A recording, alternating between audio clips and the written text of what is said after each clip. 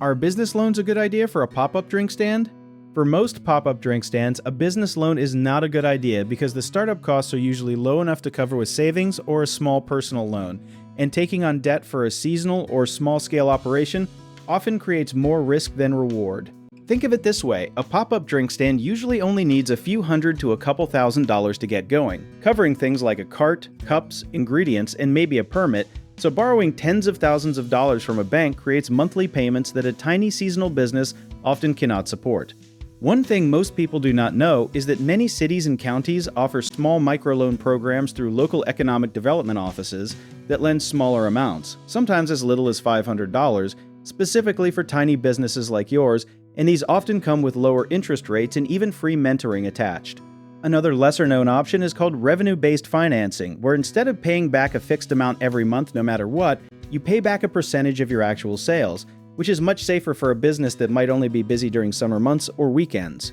If you do need extra cash, using a business credit card for small purchases and paying it off quickly can sometimes be smarter than a formal loan, since it avoids long-term interest charges. The real key is matching the size of the loan to the size of the business, because a giant loan for a small cart sets you up to struggle with repayment before you even sell your first drink. One mistake people make is borrowing based on how much money they hope to make instead of what they have actually proven the stand can earn. So a good tip is to run your stand for a few weeks or months first and use those real numbers before asking anyone for money. Another common issue is ignoring the fine print on interest rates and fees, especially with online lenders who advertise fast cash but charge extremely high rates. So always calculate the total cost of the loan in real dollars before signing anything. A third thing to watch for is mixing your personal and business finances together, because if the stand does not do well, you do not want your personal credit or savings tied up in the debt, so keeping a separate business bank account from day one protects you either way.